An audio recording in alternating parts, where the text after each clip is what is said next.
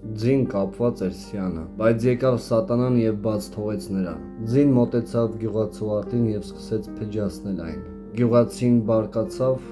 վերցրեց հրացանը և սպանեց նրան։ Այդժամ ձիուտերը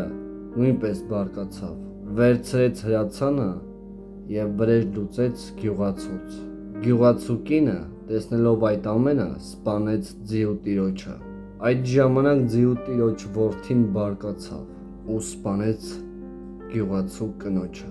Հարևանները սպանեցին այդ տղային և վառեցին նրա տունը։ Մարդիկ հարցրեցին Սատանային. «Ինչու արեցիր այդ ամենը»։ Սատանան պատասխանեց. «Ես ոչ մի վատ բան չարեցի, ես պարզապես ձիուն բաց թողեցի»։ Իմաստը